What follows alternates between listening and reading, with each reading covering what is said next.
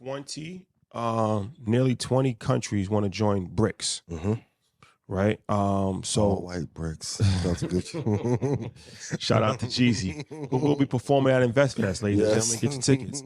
So, how do we feel about this?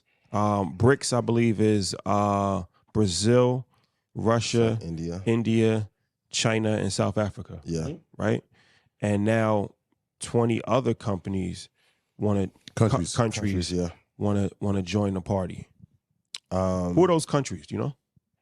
Homework assignment right now. What you guys are putting in chat? I'll start rambling more as you go. Who are some of these countries that want to join the alliance?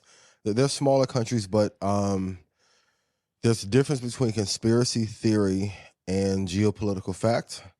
So when we're looking at investments, my number one thing is not to understand what the upside is for a stock or investment first, is to know all the risks that come with it that could absolutely destroy it. Like, I used to never want to hear defense wins championships, and then once you get into investing and trading and business, you realize defense is everything. That leads to all the points.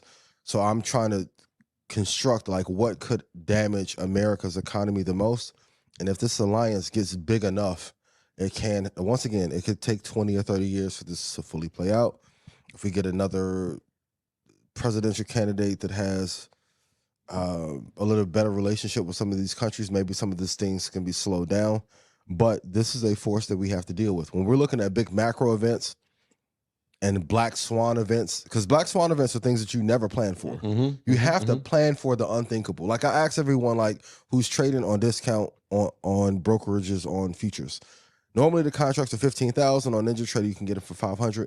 What happens if Thinkorswim or TD buys all the discount brokers and you can't trade for discount prices anymore? What are you gonna do? Probably will never happen. We have to factor it in. Yeah. Like, if YouTube gets mad and say, "Hey, we don't want you put on any financial content. We got to go to Rumble or somewhere. Got to go to Viacom." We on Kick. Hey, for real. You gave 100 million, boy. 100 million. So you have to always do disaster preparation. And this is the worst case scenario. Like I said, it may take 20 or 30 years for it to happen. But when you have 20 smaller countries that are willing to get into this alliance, along with Russia, India, Brazil together, and now, like we talked about last week, like now Xi Jinping and Bill Gates are now hanging out while he's making genetically modified mosquitoes to cure malaria. Like, what the hell is going on? Like, you have to wonder, why are they meeting at this time? And then publicly taking a photo together. Yeah, there are a few countries that have applied to join BRICS. We got Algeria, Argentina, Egypt, Iran, Mexico, right? You don't say. Yeah, Saudi Arabia. And we talked about the Saudis, Turkey, and it says a number of other African countries. Yeah. Well, Saudi Arabia definitely. That's the first round draft pick. Sure. What they say, legacy talent, once in a lifetime draft pick. Jesus. Yeah, Saudi Arabia for sure. Mexico is interesting as well. Especially with the China relationship. What's the other country you said? We have Algeria, Argentina, Egypt, Iran, Mexico, Saudi Arabia, Turkey. Iran's interesting.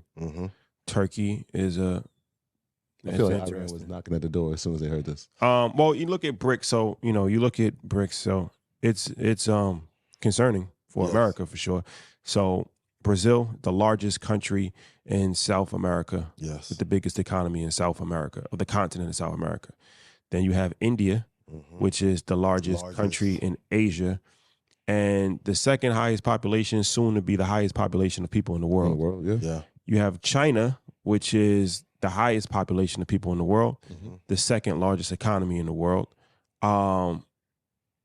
Actually, China is the biggest country in Asia. So you have the two biggest countries in Asia, China and India. South Africa, which is the largest economy for sure, in Africa. And then you just throw in Russia. And Egypt, who isn't even want to be considered African. So Iran. So that really is just isolating Europe and America is isolating everything outside of that. Especially even if Mexico wants to be involved in it, that's North America. So it's really just saying, okay, the United States and Europe, we just gonna work around you. and isolate you guys. They're building an international dream team against us. Yeah, basically. Basically. We're coaching this one. We're not even participating in the draft. Oh man, It's all over league. If we got a call from YouTube and they're like, "Hey, Brazil, Russia, India, China are all upset at you guys, and they're going to wait," what will we do? Pray. See, Who's your first call? What country is your first call? I'm calling God, dear Heavenly Father, Jesus of Nazareth. Please tell me, Lord. Please forgive me for my sins. I'm gonna be better. I don't know. I wouldn't know what to do. Yeah. That's why you have to be very careful in your geopolitical policies on how you treat others. And also, the left and right fighting so much has taken our eyes off what the real goal is and who the real enemies are. When you wage war like this for 50 years, left and right really is attached to the same bird. It's like WWE. Like Macho Man and Hulk Hogan may be mad at each other on screen. Behind the scenes, Vince McMahon is like really winning. We took our eyes off who the real enemies were, and as a result, we are paying for it. Remember they fought over Elizabeth? Oh yeah, That was a real situation. that was tough. That was a real nasty. situation. Yeah, I'm just thinking from a standpoint of allies, right? Like, if you break it down from a continental standpoint, like Shadi just did, the U.S., obviously Europe is still in play, but who are the countries? It's the UK, it's Germany. Who else are you calling? Switzerland.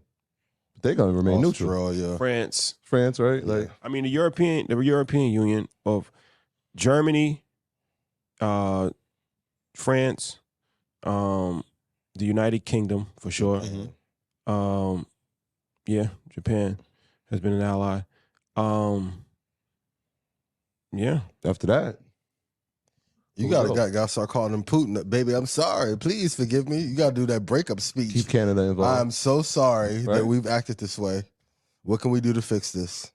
You keep Canada. Let's say we'll get Canada, but I don't know. Yeah.